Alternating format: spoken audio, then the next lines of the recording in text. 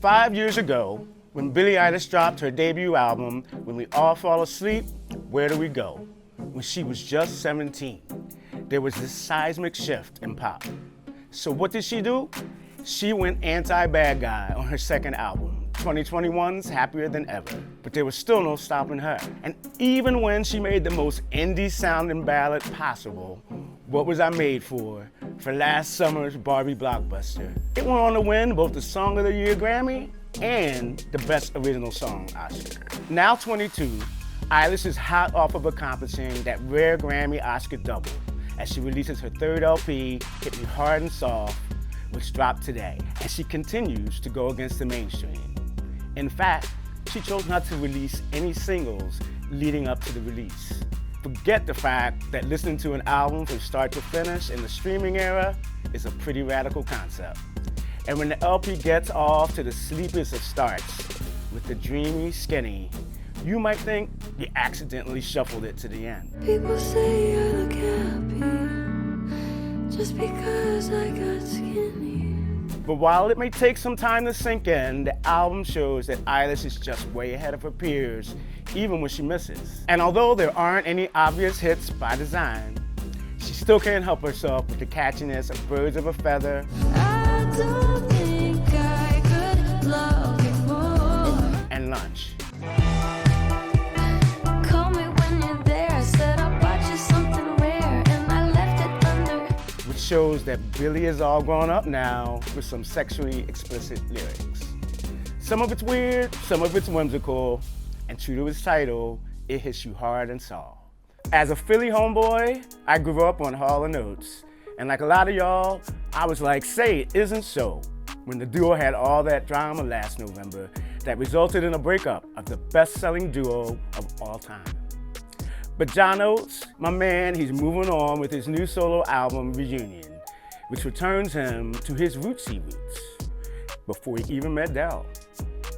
And if that album title seems a bit ironic, well, he broke down the real meaning behind it for me. I'm going back to my earliest musical DNA, and now it's been reawakened. And so I feel like I'm rediscovering a part of myself that I forgot about. Look out for the full interview with John Oates coming your way. When Mary J. Blige first arrived on the music scene back in the early 90s, 1992 to be exact, with that classic What's the 411 album, she was instantly crowned the queen of hip-hop soul. Talk about a lot of pressure to live up to that. But 32 years later, Mary is still doing queen things, and I couldn't be prouder of my girl. I first interviewed her back in the day when you didn't play with Mary or she would cut you off with the quickness. And as I've interviewed her quite a few times over the years, she's still as real as it gets. Our latest chat celebrated both her upcoming induction into the Rock and Roll Hall of Fame and her Strength of a Woman Festival and Summit that took over New York last weekend. And then she went and announced that boot line that we've all been waiting for with Giuseppe Zanotti, because nobody rocks a thigh-high boot like Mary. All this comes 30 years after Mary released her straight-up masterpiece, My Life, in which she told me that she was singing to save her own life. Well, she did that and then some. What a life it's been, and much more to come. We salute you, Queen. Speaking of R&B divas who can sing their face off, I saw Jennifer Hudson accept the Excellence in Media Award at the GLAAD Awards that the Gay and Lesbian Alliance Against Defamation holds every spring in New York.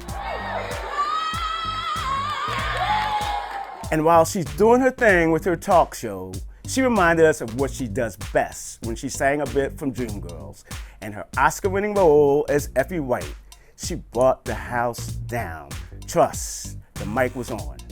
But when you have a gift like that, you need to be singing and making more music instead of just chatting up folks on the couch. You feel me, Jennifer? The whole music world went black when Amy Winehouse died at just 27 years old in 2011. Man, my heart hurt that day. I was lucky enough to see Amy a couple of times in New York City. First, in one of my favorite spaces, the super intimate Joe's Pub, and then second at the Highline Ballroom in Chelsea, which is now Racket. Both times I was struck by the raw soul and emotion in this Brit with the beehive and the tattoos, who seemed to have been here before, you know what I mean? Well, she's the subject of a new biopic, Back to Black, which hits theaters today.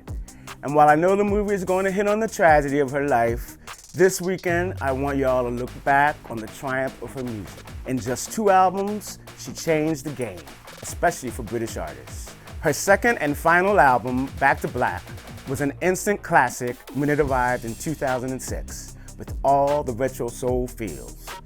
You Know I'm No Good was a bluesy confession with no lies told.